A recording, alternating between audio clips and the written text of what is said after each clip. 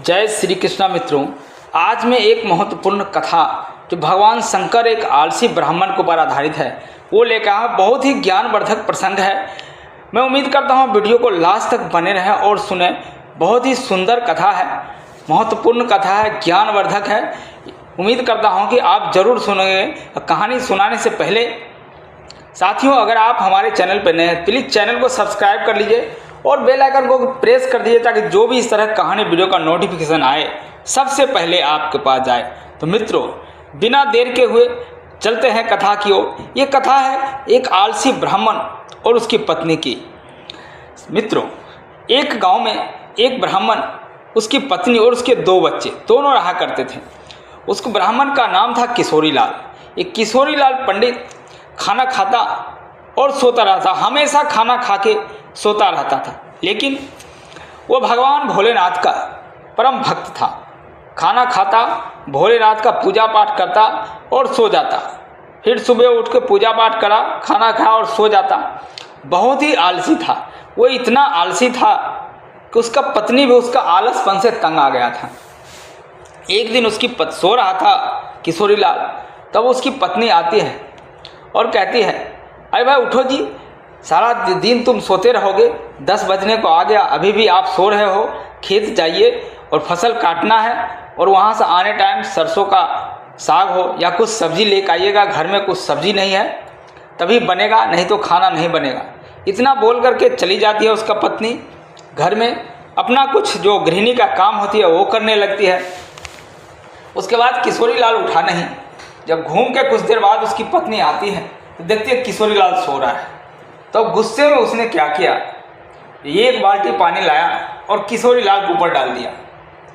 तब किशोरी लाल द्रम से उठता है और गुस्से में इतना गुस्सा हो कि दोनों के बीच बहुत तू मैं कहा सुनी हो गई, पति पत्नी के बीच। उसके बाद गुस्से में किशोरी लाल चला गया भगवान भोले शंकर के मंदिर में और बोला, हे भोलेनाथ, हे भोले बाबा, मैं परेशान हूँ, आपका मैं भक्त हूँ। अगर सच्चे मन से मैं भक्ति अगर करता हूँ, अगर मैं आपका सच्चे भक्त हूँ तो आप मुझे एक वरदान दीजिए,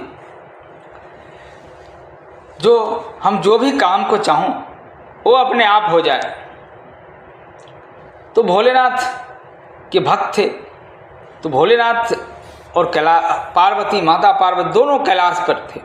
और तब माता पार्वती कहती है कि एक आपका भक्त आपको पुकार रहा है और कहता है कि मुझे वरदान दीजिए। आप क्या करेंगे? कैसा भक्त है, इतना आलसी है, आपको क्या वरदान देंगे इसको? बोलता, नहीं, समय आने पर इसको मैं वरदान दे दूंगा और इसको ठीक कर दूंगा। ये जो है पिछले जन्म में एक गधा था, आलसी गधा था।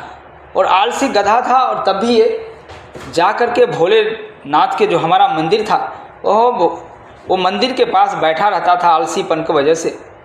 और जो भी भक्त मंत्र उच्चारण करता ये भी मन ही मन करते रहता। इसका ये उसके बाद सावन के महीने में इसका मृत्यु हो गया, गधापन चला गया और ये मानव जीवन में आ गया। लेकिन इसका आलसीपन दूर नहीं हुआ।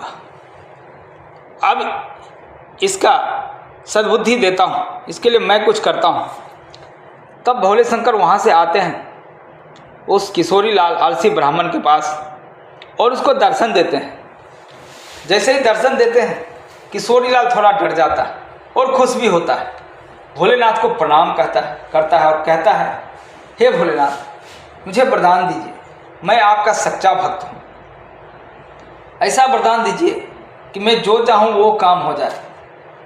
तब भोलेनाथ कहते हैं, तुम मेरे परम भक्त हो, सच्चे भक्त हो, और ये मैं एक त्रिशूल देता हूँ तुमको।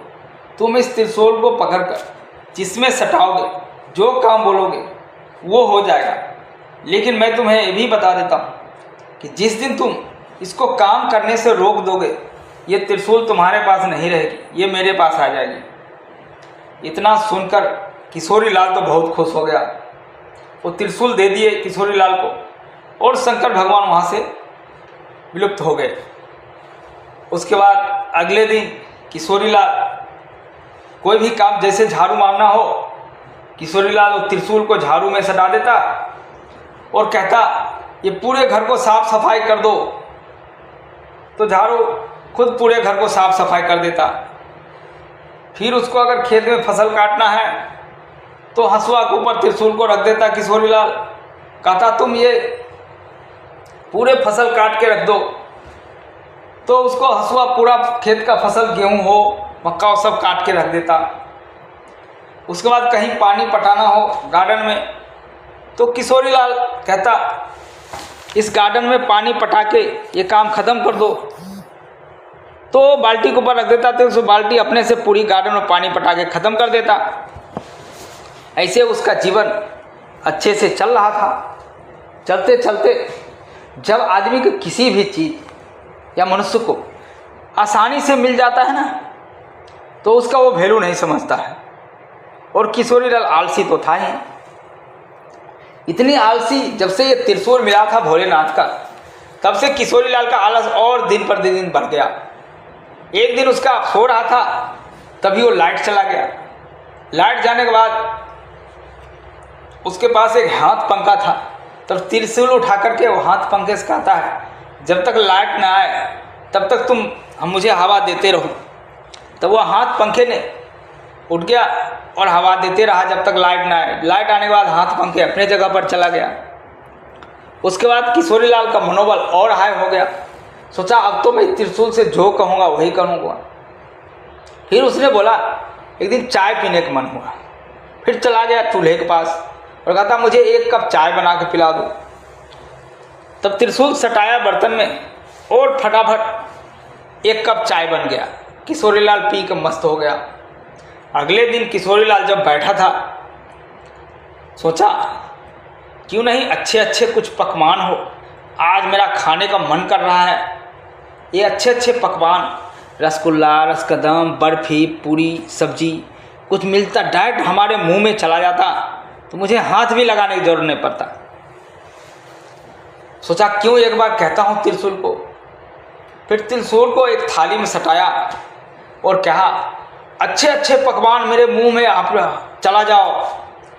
इतना तो बोल दिया, लेकिन किशोरीलाल ये बोलना भूल गया कि कितना जाना है।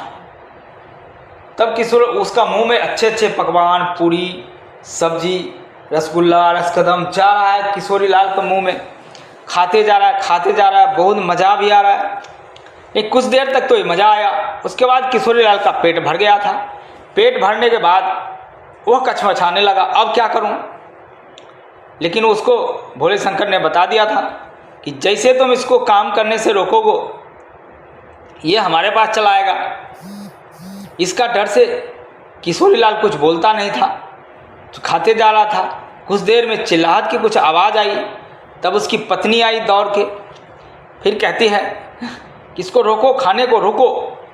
लेकिन किशोरीलाल रोकता नहीं था, क्योंकि उसको डर था जैसे ही रोकूंगा ये त्रिशूल गायब हो जाएगा।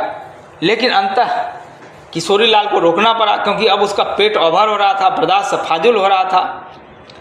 तब जाकर के किशोरीलाल बोला अब रुक जाओ, अब रुक जाओ, अब खाना नहीं खाऊंगा, अब रुक जाओ। तब जाकर के खाना रुका और रुक तो गया, लेकिन उस समय त्रिशूल गायब हो गया, त्रिशूल चला गया। अब त्रिशूल को जाने के बाद किशोरीलाल को बहुत पछतावा हुआ। बोला ये मैंने बहुत बड़ी भूल कर दी, हमने खाना को रोकना पहले नहीं बताया था। लेकिन वह मन ही मन समझ गया था ये सब भोलेनाथ की ही कृपा है, उनका ही महिमा है। ये मेरे बुद्धि को खोलने के लिए भोलेनाथ ने ऐसा किया था, क्योंकि ये मेरा आलसीपन की वजह से ऐसा हुआ था। आज के बाद मैं ये आलस करना छोड़ दूंगा मैं। उसका पत्नी भी बहुत समझाया उसको, और अगले दिन से उसने सोचा कि ये छोटे छोटे काम को जब समय मिले तब निपटाते रहना चाहिए। एक बार अगर काम ज़्यादा इकट्ठा हो जाए तो उसको निपटाने में बहुत समय लगता है। भोलेनाथ इसलिए मेरी आंखें खोल दी है। अब मैं कल से जाऊंगा खेत में और फसल काटना अपने खुद से काटूंगा, घर के सारे काम खुद करूंगा। इसकी यह बात अपने पत्नी को बताई, और यह बात सुनकर पत्नी भी खुश हो गई।